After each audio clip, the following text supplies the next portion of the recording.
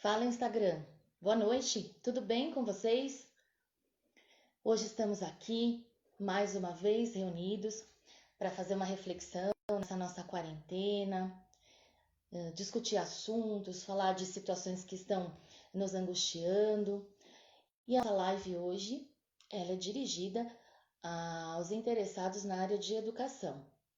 E o que é essa educação que nós estamos tratando aqui? É uma educação que envolve família em parceria com a escola. O projeto Você no Século XXI e a live de hoje, que é Escola Extraordinária, ele veio de um conjunto de lives, são 10 lives que estão acontecendo já há aproximadamente 2 meses, uma por semana, toda quinta-feira, onde nós discutimos assuntos do desenvolvimento socioemocional. Então, é importante a gente entender que as emoções estão dentro, né? Nós sentimos toda hora, o tempo todo, e que o socioemocional é a emoção no coletivo. Então, como desenvolver essas habilidades de convivência, de organização, de estrutura de grupo, habilidades na área de educação, habilidades do sucesso, de construção de indicadores de saúde, como nós podemos transformar essas emoções no coletivo, fazendo com que virem ferramentas ou potenciais alavancadores da nossa jornada e da nossa vida. Então, a primeira live, eu vou resumir rapidamente aqui para vocês. A primeira live nós tratamos sobre os soft skills, que são as habilidades necessárias para se conviver no mundo moderno, né?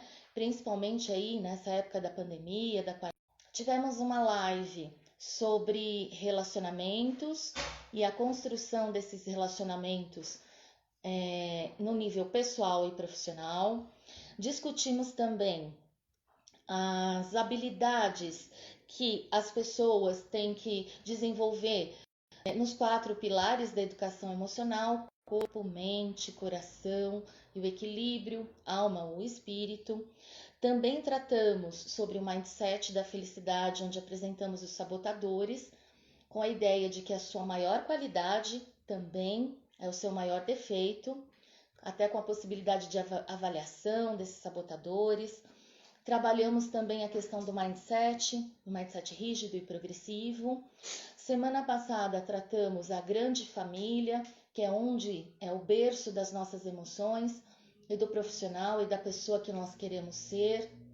Estamos aí nesse movimento de organização socioemocional. E hoje o tema é escola. No final da live, a semana passada, eu fiz uma pergunta que era: qual é a escola que você sonha para os seus filhos ou para as pessoas que você ama? Você que trabalha num espaço educacional ou de cunho educacional, que escola ou que emoções você quer passar ou quer desenvolver nas pessoas que te seguem, que te acompanham? A pergunta seremos educadores inspiradores ou seremos simplesmente pessoas que educam? Muito bem. Para a gente começar aqui, eu vou estar lembrando alguns dos nossos combinados. Quando o assunto for muito legal, te trouxe uma aprendizagem, um insight, registra lá no chat, #impactou. Se o assunto ele é do seu interesse, você gostaria que se desenvolvesse mais, você coloca #quero mais. Então vamos para a nossa live de hoje. A gente também tem um combinado de que os assuntos são muito rápidos, as reflexões são de 30 a 40 minutos, para que a gente tenha alta qualidade num tempo que todo mundo pode dispor e pensar sobre o assunto. O nosso tema de hoje, Escola Extraordinária, ele se inspira em 2 grandes movimentos que a gente está tendo hoje, em função da mídia, em função das reações das pessoas com relação à educação dos filhos, à quarentena, à pandemia, à convivência, etc. Na live da semana passada, quando a gente entendeu que a família ela transfere para os seus filhos, educa ou influencia a criação dos sabotadores, a criação de um determinado tipo de mindset, nós também dissemos que uma parceira fundamental na educação de todas as pessoas da escola, as instituições escolares. O porquê? Porque a escola, ela, em sua essência, em sua tradição histórica, ela organiza, né, os processos de rotina de estudo, de conhecimento, de informação das pessoas que acessam esses espaços. Então, resgatando a segunda live que nós fizemos, que eu contei para vocês do funcionamento do cérebro humano e das 3 dimensões do cérebro, que é a parte externa, o neocórtex, abrindo, nós temos uma parte mais interna, que é o sistema límbico, e a parte mais protegida, que é o cérebro reptiliano. A escola, pela sua tradição, ela estimula, né, o desenvolvimento das áreas do neocórtex, basicamente, em função de que o neocórtex é a parte do cérebro que trabalha com a racionalidade, com o conhecimento, com a cognição. Enquanto que a família, ela está numa outra área, né, ativando outras áreas. Então, através da afetividade, a escola, a família, vai desenvolvendo a personalidade da criança. E hoje nós temos uma discussão bastante interessante no sentido de qual o sentido da educação digital, como fazer uma educação de sentido para que esses alunos, essas equipes escolares estejam engajadas, equilibradas, felizes e junto com a família, seja no plano digital ou na vida real, consigam desenvolver as habilidades socioemocionais do cidadão do futuro. Os desafios são muitos, eles não são poucos, não são tranquilos, mas eles vão trazer um novo comportamento, uma nova forma de ver o mundo, desenvolver as pessoas em momentos e situações que antes nunca foram pensadas. Então, para isso a gente resgata os pilares da educação emocional novamente, corpo, mente e coração, equilíbrio espírito ou alma, que é os campos onde família e escola podem se aliar para facilitar o desenvolvimento dessas gerações, dos alunos ou das pessoas que estão em processos de ensino-aprendizagem. Quando nós trazemos essa discussão, eu trago para a nossa live hoje um limitador que é chamado o Triângulo das Limitações. Qual é o Triângulo das Limitações que envolve essas duas instituições, tanto família quanto escola? Tanto família quanto escola, elas estão presas em 3 conceitos ou 3 obrigações que elas têm que organizar na sua rotina. A primeira é a obrigação legal. A família de educar, de monitorar os processos dos seus filhos, do seu grupo, de participar afetivamente e ativamente desses processos, e escola num aparato legal de leis e cargas horárias e jornadas que tem que ser tem que se dar conta, né? Então, um determinado conjunto de horas, um conjunto curricular, uma grade, uma série de critérios que tem que ser alcançados anualmente, semanalmente, em determinados períodos de tempo. Então, este aspecto legal, hoje, ele se transforma em algo a ser questionado. Até que ponto eu preciso manter as estruturas legais sem ferir a dignidade humana, sem ferir a necessidade ou a insegurança ou os medos emocionais tanto de crianças, quanto de famílias, quanto de educadores. Então, nesse triângulo, a outra ponta dele é o fazer pedagógico da escola e o fazer afetivo da família. Como conciliar estas duas situações, né? Até que ponto eu, enquanto família, tenho as habilidades ou tenho as competências para encaminhar os processos dos meus filhos. Então, normalmente, essas competências que são delegadas a escolas, hoje se encontram misturadas no âmbito do lar, né, da casa, da família. E até que ponto a escola tem que fazer determinados tipos de atividade ou dar conta de ansiedades que antes, na vida presencial ou quando estávamos juntos, eram mais fáceis, mais adequadas e de uma outra dinâmica. E o terceiro pilar desse triângulo, né, a terceira ponta, é a questão do afeto.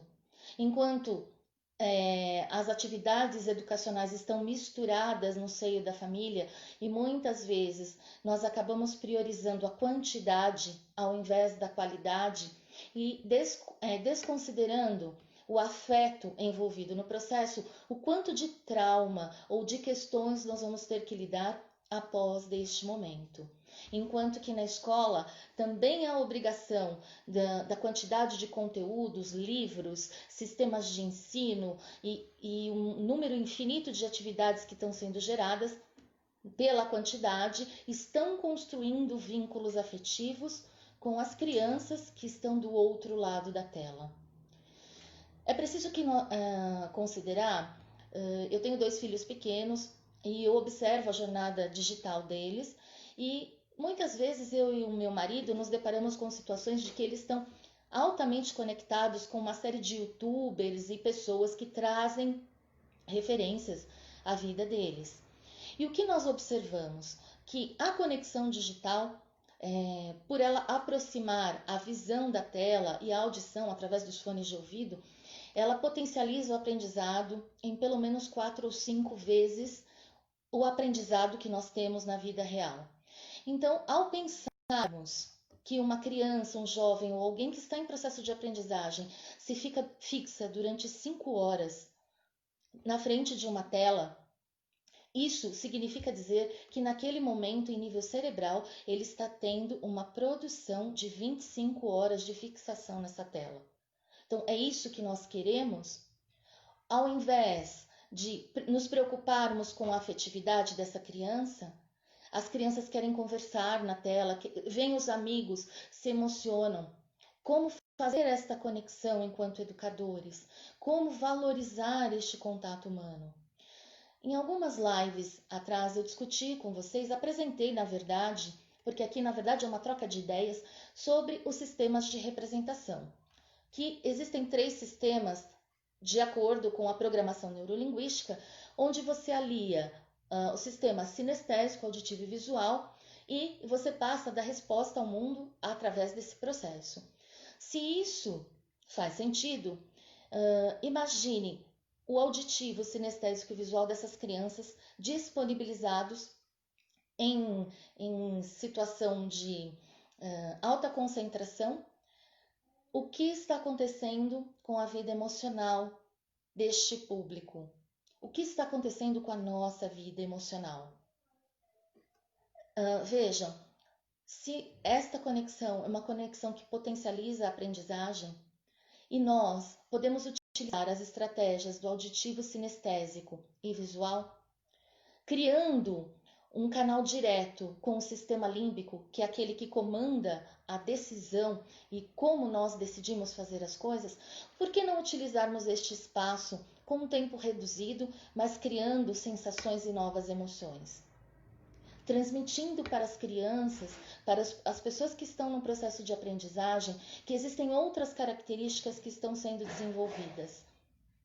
A colaboração, a atenção, a saudade, o quanto nós buscamos isso na vida real e que na vida digital ela está sendo difícil, porque muitas vezes o adulto, nós, priorizamos o conteúdo, a quantidade, ao invés da conversa com o sistema límbico e gerar conteúdo de sentido e significado.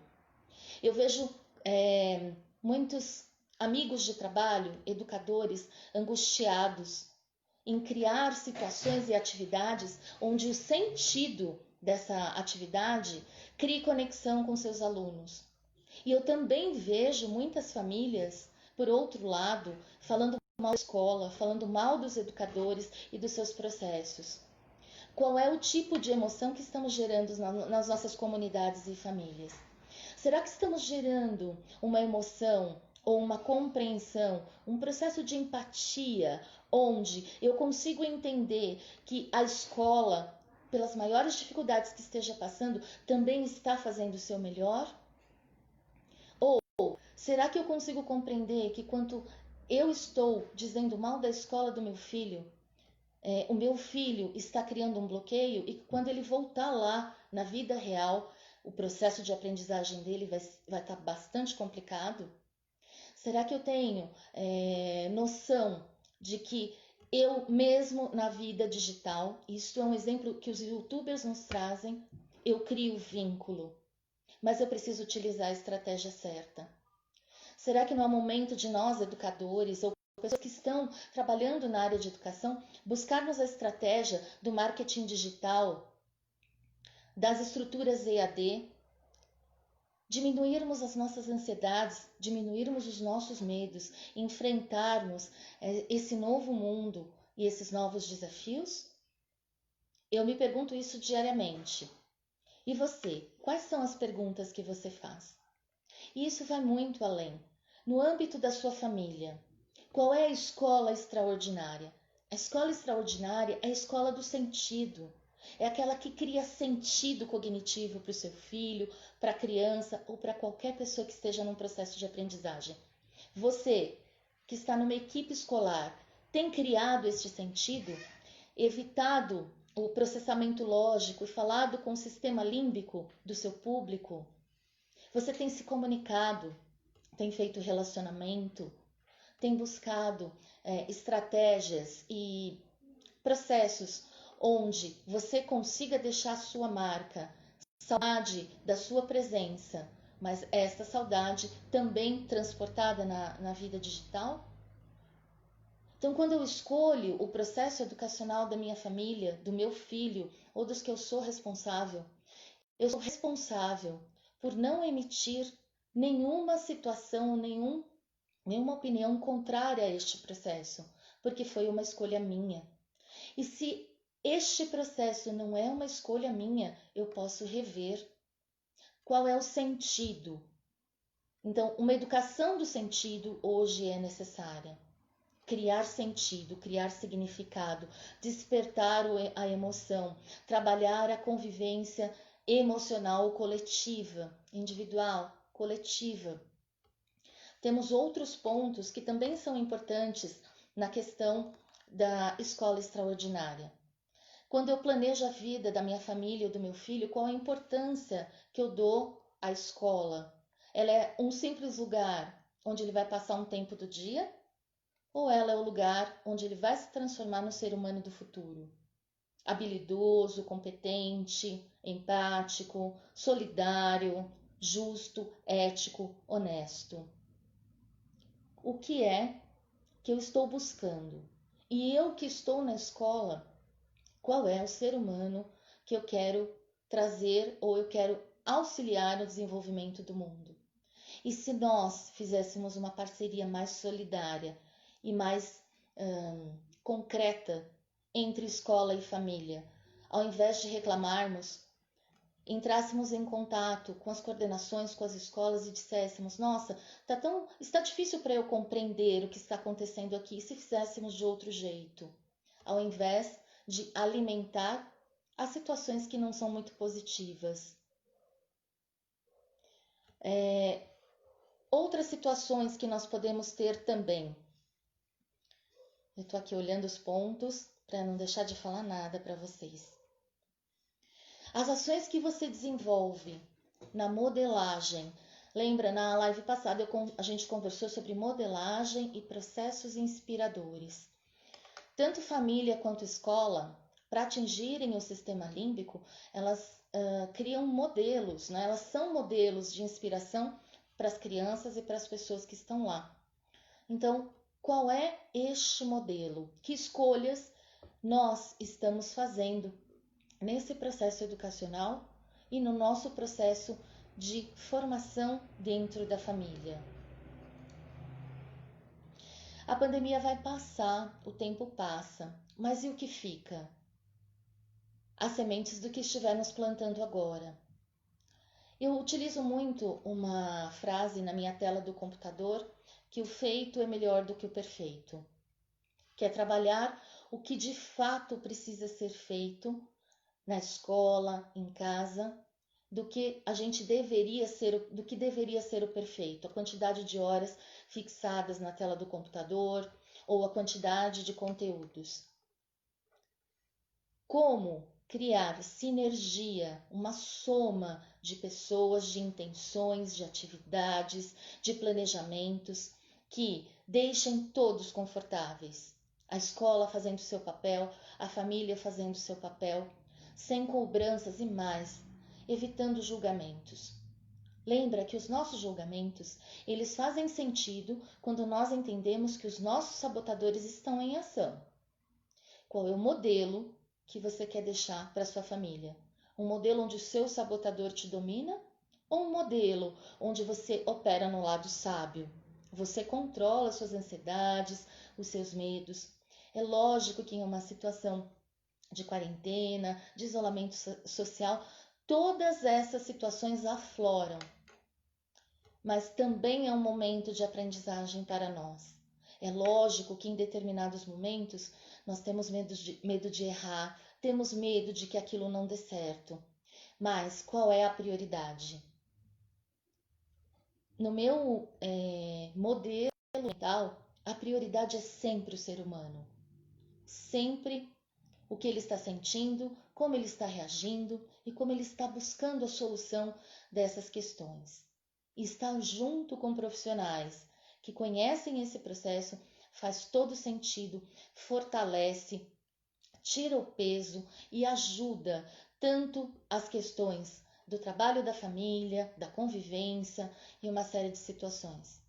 Aqui na minha casa nós temos 2 filhos que estão em homeschooling e eu e meu marido em home office.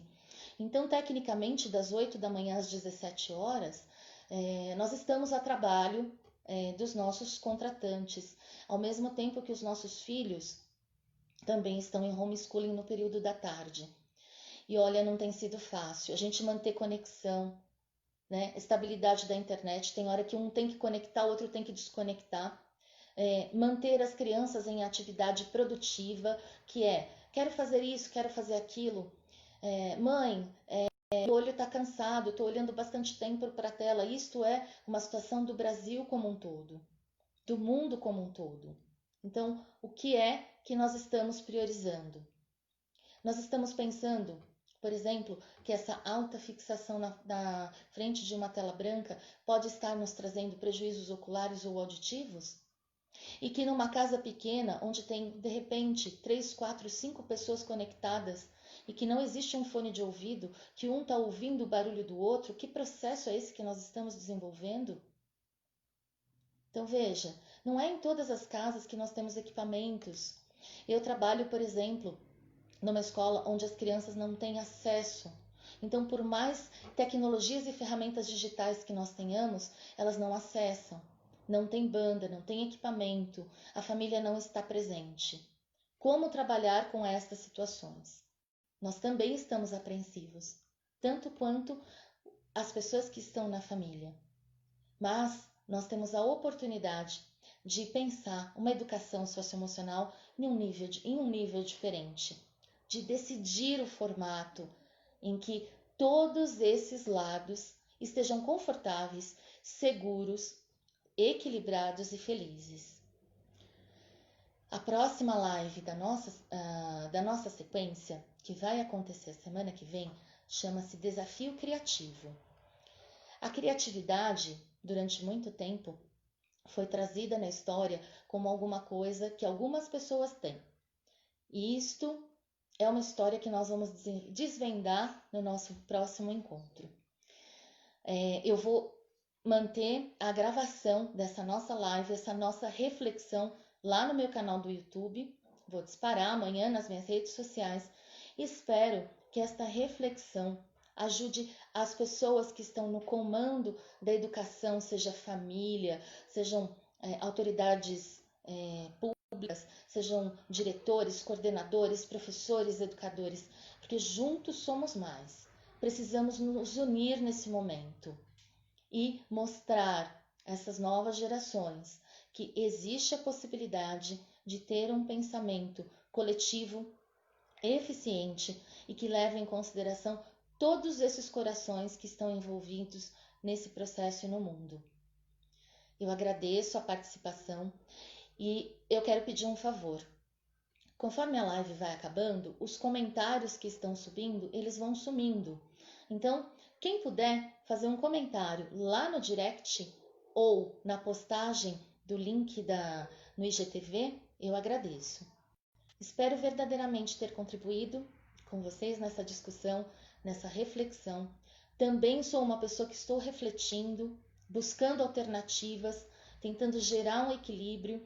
Também são processos onde nós aqui enquanto família estamos passando, mas estamos juntos e acreditamos verdadeiramente que isso pode ser diferente e que podemos estar todos bem. Tenham uma excelente semana. Obrigada por estarem aqui comigo e sucesso na jornada educacional, seja família, seja professor, educador, equipe escolar ou se você só é interessado, quer ter uma família. Essas são as discussões que o amadurecimento e que a vida tem nos trazido. Gratidão e uma excelente noite para todos. Até mais.